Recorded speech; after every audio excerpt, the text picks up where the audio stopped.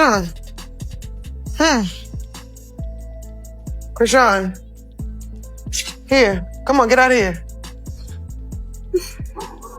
Come on. I don't want to be baby so much, bro. I don't want to be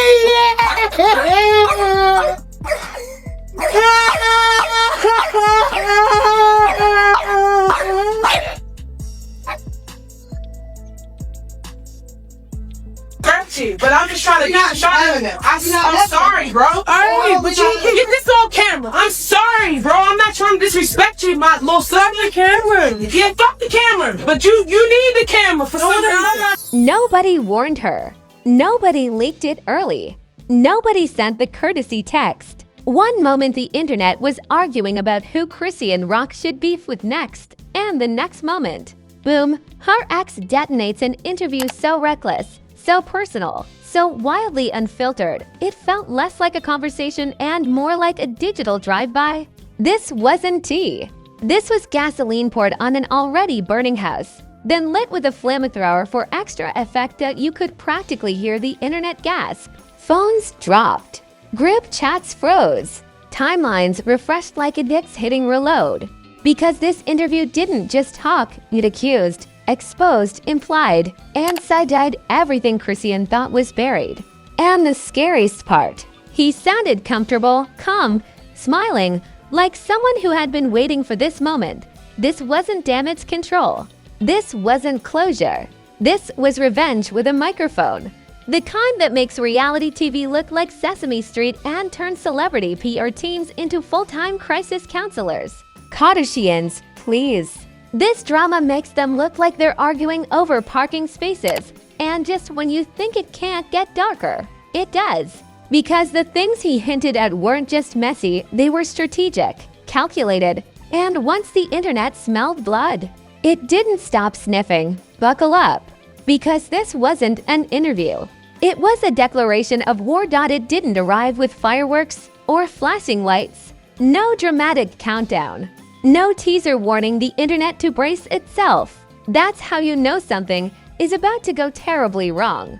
1 minute the timeline was arguing about yesterday's nonsense, and the next minute an interview quietly surfaced that felt less like content and more like a controlled detonation. Chrisean Rock's ex didn't just speak, he calculated, loaded, and fired.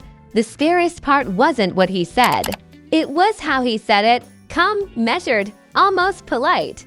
The tone of someone who had already made peace with the fallout because the damage was the point. This wasn't a rant from a bitter ex spiraling online at 3 a.m. This was a man sitting comfortably, answering questions like he'd been waiting for an invitation to unload everything he'd been holding back. He started exactly how every dangerous interview starts, by pretending he wasn't dangerous.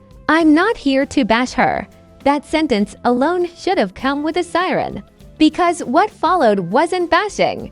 It was implication warfare. He didn't need receipts. He didn't need screenshots. He weaponized suggestion, and the internet filled in the blanks faster than any evidence ever could.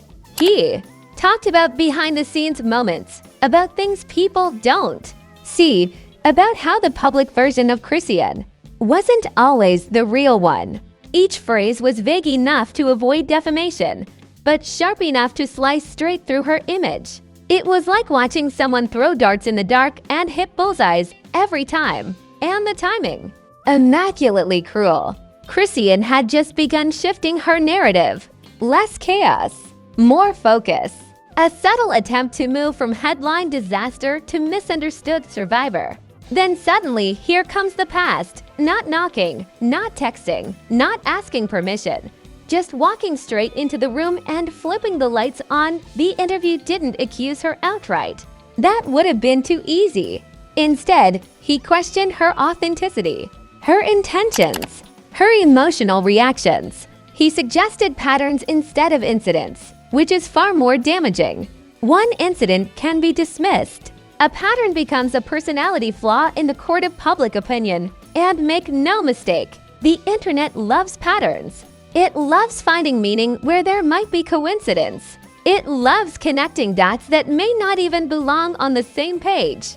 And this interview handed the audience a box of crayons and said, "Go wild."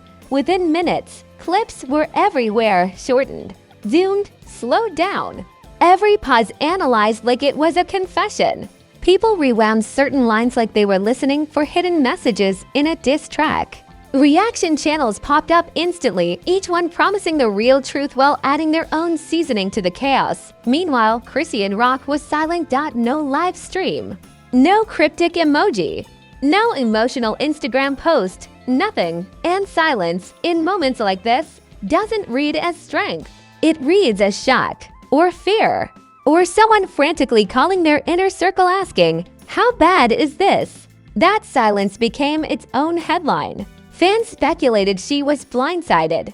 Critics said she was cornered. Commentators claimed she was finally outplayed at her own game. The narrative snowballed so fast that by the time she could have responded, the internet had already written 10 different versions of her reaction. The interview continued peeling layers. He talked about manipulation without using the word, about emotional control without spelling it out, about chaos that was allegedly curated rather than accidental.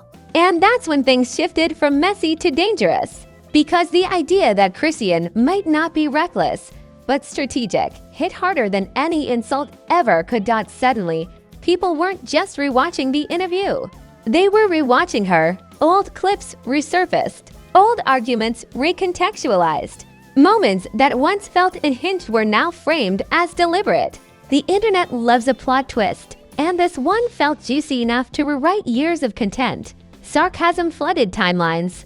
Tweets joked that the interview deserved a parental advisory. Memes compared it to opening a cursed artifact. Some laughed. Some cringed. Some quietly nodded like, "I always suspected something was off." That's how reputations start cracking, not from proof, but from permission and the ex. He stayed calm the entire time. No raised voice. No emotional collapse. Just steady commentary, like someone narrating a story he already knew the ending to. That composure made him look credible to people who were already leaning toward doubt. Right or wrong, confidence sells. By the time the interview wrapped, it felt less like an ending and more like the opening scene of something much uglier. A line had been crossed. Not legally, not publicly, but narratively. The power dynamic shifted. Chrisean wasn't controlling the story anymore. She was reacting to one she didn't authorize. The first reactions poured in fast. Fans defended her aggressively, claiming bitterness, jealousy, clout chasing. Others said the calm delivery made it impossible to ignore. Neutral observers pretended to stay neutral while replaying the mess on loop. And suddenly, everyone was an expert on a relationship they only knew through screens. What made this hit so hard was familiarity. People felt like they'd watched this relationship implode in real time for years. They felt invested. And when someone inside that story speaks out calmly and confidently, it disrupts the audience's emotional loyalty. This wasn't just gossip anymore. It was a narrative fracture. And fractures don't heal quickly. They spread. By the end of the day, Chrisean Rock wasn't just trending. She was being questioned. Her past was under review.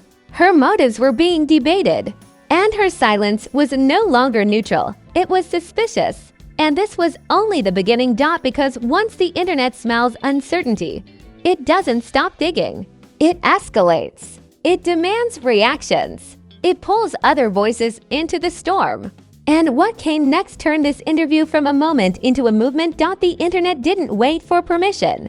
It never does. By sunrise, the interview had mutated into something far bigger than the man who spoke or the woman who stayed silent. It became a collective event. A digital witching hour where everyone showed up with opinions sharpened like knives and humor dipped in acid.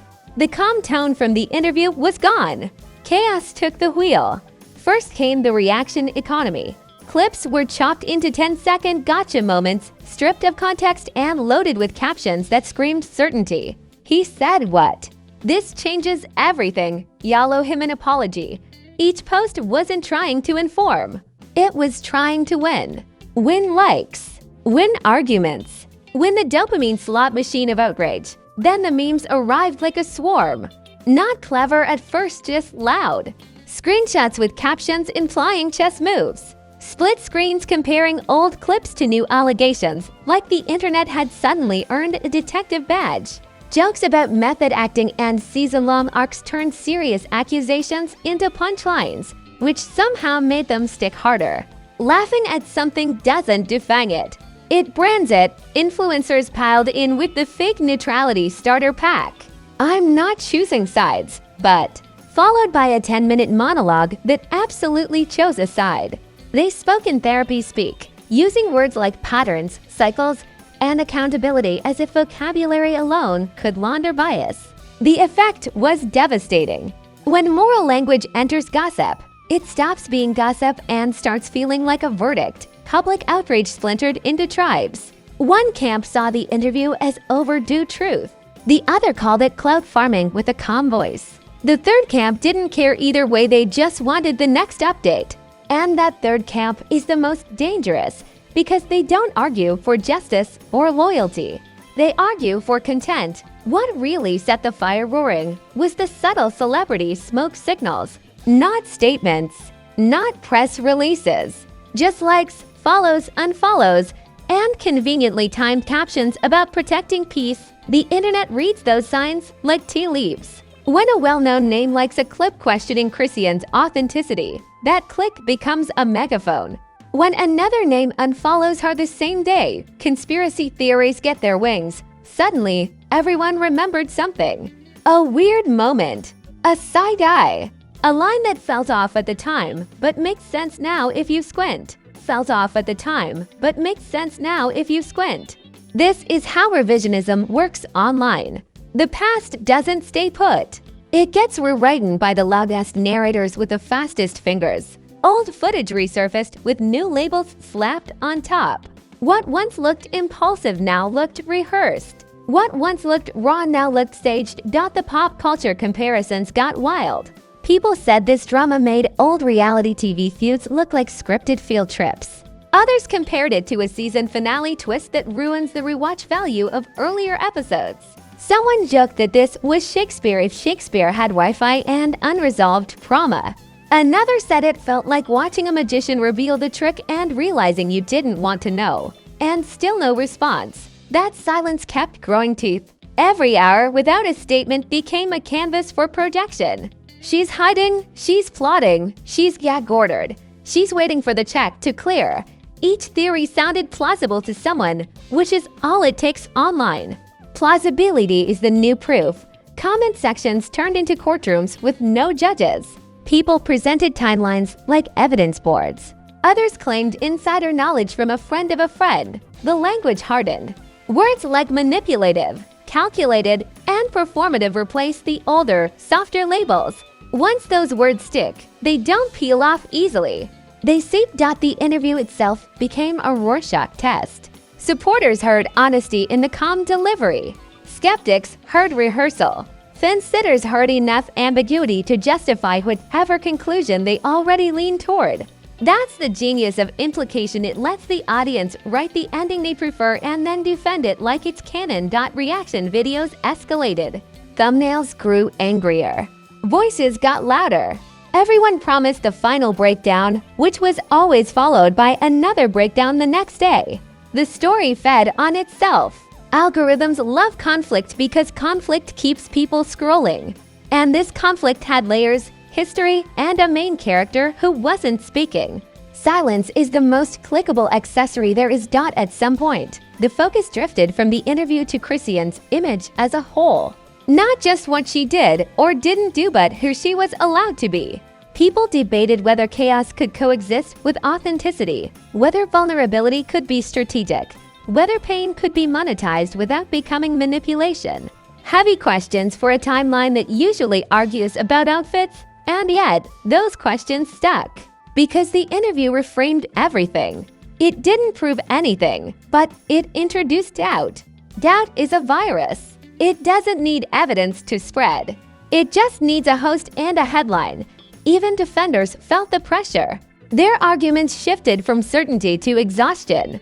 Why do we always do this to women? Turned into why does everyone think they're owed explanations? The ground moved beneath them. Defending someone becomes harder when the narrative stops being about facts and starts being about trust. The wildest twist? The ex didn't say another word. He didn't need to. The internet was doing free labor. Every reaction, every meme, every breakdown amplified his initial move. It was the quietest victory lap imaginable. By the end of the week, the story wasn't cooling, it was calcifying. Opinions hardened into identities. People picked sides like sports teams and argued with the same ferocity. And hovering over it all was the unanswered question. When she speaks, will it help or will it make everything worse? Because once a narrative hits escape velocity, responses don't reset it. They become part of it. And the stage was set for consequences far beyond a trending page. The storm had matured. The jokes were sharper. The stakes were higher. And what came next wouldn't be memes or reactions. By the time the noise settled into a low, constant hum, the damage was already baked in. This is the part nobody likes to talk about: the aftermath. When the memes slow down, the reaction videos thin out, and reality finally clocks in for its shift. Because scandals don't end when the internet gets bored. They end when consequences start cashing checks. Chrisean woke up in a different position than she'd ever been before. Not canceled, not cleared, suspended in something worse than certainty. Her name still rang bells, but now those bells didn't just mean chaos or entertainment. They meant doubt. And doubt is the most expensive currency a public figure can lose. Brand conversations shifted quietly, not dramatically. No public statements, just pauses, delays. We'll circle back. That's how fallout begins at the industry level, not with explosions, but with silence that doesn't feel neutral anymore. Opportunities don't disappear overnight. They simply stop calling. Relationships felt the strain next. Public ones, private ones, and the blurry line in between. People who once defended her loudly suddenly chose careful wording. Others vanished entirely, which spoke louder than any statement ever could. Loyalty doesn't always leave in a fight. Sometimes it just stops showing up. The ex, meanwhile, stayed out of sight. And that absence was strategic, whether intentional or not. He had already done the most powerful thing possible: introduced a version of the story that couldn't be unheard. Every time Chrisean laughed on camera after that, someone asked if it was real. Every time she got emotional, someone questioned the timing. Her reactions were no longer just reactions. They were performances to an audience that didn't trust the script. When she finally responded, because silence can't last forever, the internet didn't listen the way it used to. People didn't hear emotion. They analyzed it. They didn't hear pain. They measured it against the interview. Every word became a test she didn't agree to take, graded by strangers who had already decided what failing looked like. And that's the cruel part. Once suspicion enters the chat, sincerity has to work twice as hard just to be considered. Any denial sounds defensive. Any anger sounds guilty. Any calm sounds rehearsed. There's no winning once the narrative reaches that stage, only damage control. Public perception shifted from chaos to calculation. That alone rewrote her legacy. Chaos can be forgiven. Calculation gets judged. Fans who once said, "She's just being her," started saying, "Maybe she knows exactly what she's doing." That sentence sounds neutral, but it isn't. It reframes everything. The relationship at the center of it all became radioactive. Not just broken, but mythologized. A cautionary tale. A case study. The kind people reference without needing details. You remember how that went. That's when you know something has crossed into cultural shorthand. As for the ex, his role froze in place.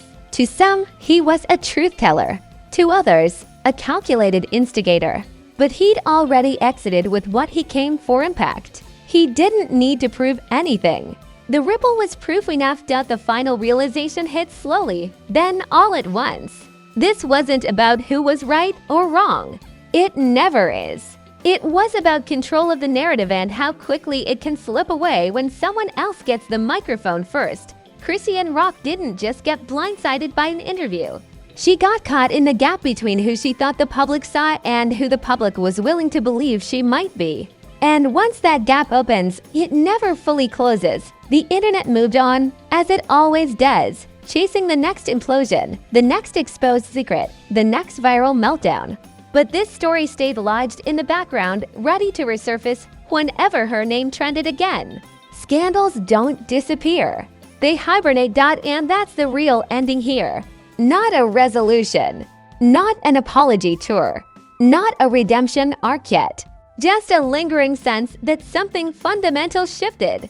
And nothing after will ever be interpreted the same way again.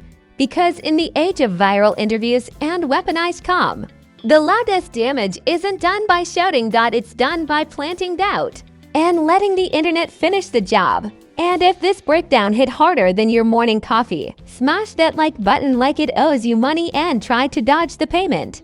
Don't tap it. Don't tickle it. Hit it with conviction. It tells the algorithm we don't play safe over here. If you're new, subscribe now before the next scandal drops out of nowhere. Because when celebrities start breaking silence, when interviews go nuclear, and when stories flip overnight, this is where the insanity gets unpacked with zero filters and maximum sarcasm. Turn on notifications so you don't miss the next meltdown, the next expose, or the next moment where the internet loses its mind all over again. Because around here, the chaos never sleeps, the drama never dries up, and celeb insanity is always open for business. And this is where it gets even crazier, because if you think this saga is over, you haven't been paying attention. In this era, scandals don't end, they just take smoke breaks. One interview flips the board, one reaction rewrites history, and suddenly everyone's a detective with Wi-Fi and opinions louder than facts. And trust me, this story, it's not done cooking. So I need you in the comments right now. Was this interview a truth bomb that finally cracked the image? Or a calculated hit job dressed up as calm honesty? Do you think Chrisean Rock was genuinely blindsided, or did she underestimate just how loud silence can be? Don't lurk, pick a side, explain your theory, and argue like rent is due. The comment section is the real courtroom. The real courtroom.